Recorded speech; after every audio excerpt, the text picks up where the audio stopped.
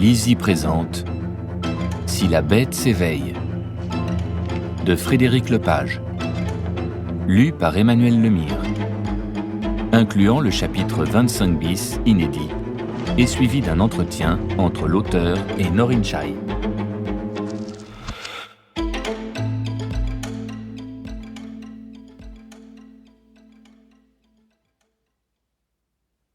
Tous les animaux sont morts, il n'y en a plus avec l'homme.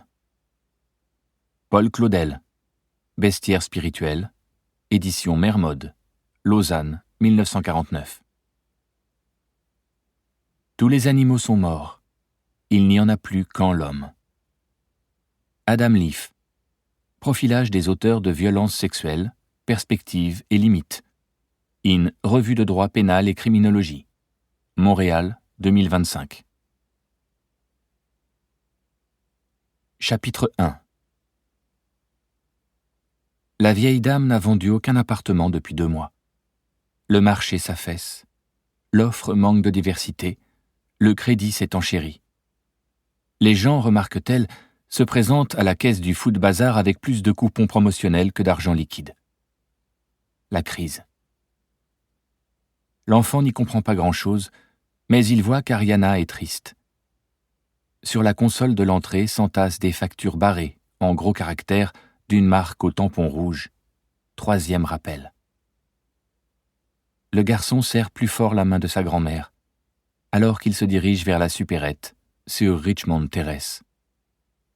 Elle choisit une barquette de fraises. L'enfant les adore, surtout quand une pointe de crème leur dessine un chapeau blanc. Vérifiez le prix. 4 $.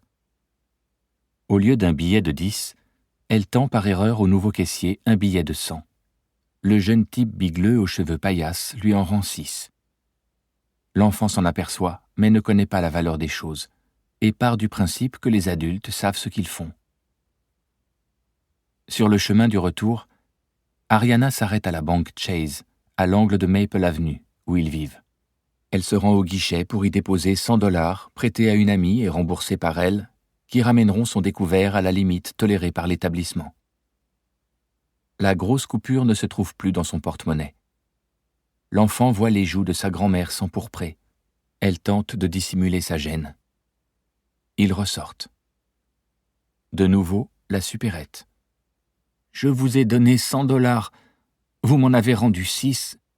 Vous avez commis une erreur. » bredouille la vieille femme. Le caissier fait semblant de ne pas se souvenir.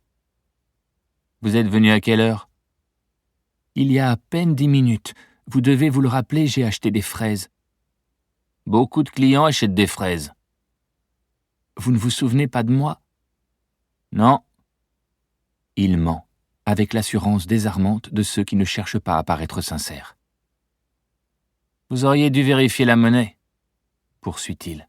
« Je ne peux être tenu pour responsable si vous ne faites pas attention. »« Rendez-moi mon argent. » Le jeune homme ouvre le tiroir-caisse. « Regardez, vous voyez un billet de 100 $ là-dedans ? Les gens ne paient pas leurs tomates avec des coupures pareilles. Et s'ils achètent beaucoup, ils règlent avec une carte de crédit. » La vieille dame en pleurerait presque. L'enfant intervient. « J'ai vu, c'était un billet de 100. » Le patron de la supérette approche, attiré par l'incident. « Madame, ne faites pas de scandale, vous avez pu confondre 10 ou 100, ça se ressemble. Il y a juste un 0 de plus. Kyle a raison, regardez, aucun billet de 100 $ dans sa caisse. » On la prend pour une enquiquineuse, une arnaqueuse ou une gâteuse. « On ferme dans un quart d'heure, » ajoute-t-il. « Madame, laissez Kyle s'occuper des autres clientes. » L'enfant n'en peut plus. « Voleur !» crie-t-il. Ariana le gifle. « Tais-toi !» Le garçon ne comprend pas. Ce type est un salaud, et c'est à lui qu'elle assène une claque. « Viens, on s'en va !» Elle tourne les talons et se dirige vers la sortie, traînant derrière elle l'enfant bouleversé. « Quand on ne peut pas prouver ce qu'on dit, on se tait. Il a pris ton argent !» proteste le petit. « Je le sais, tu le sais, il le sait. Mais on n'y peut rien. C'est ma faute, j'aurais dû vérifier. Je suis une vieille mule qui perd la tête. » »« Non, tu n'es pas une mule. » Le garçon tremble. « Et tu n'es pas vieille. » Il déteste que sa grand-mère se dénigre ainsi, ne comprenant pas qu'elle le fait pour conjurer sa malchance. « Habitue-toi à l'injustice. Elle est sans cesse sur notre chemin. C'est comme les nids de poules.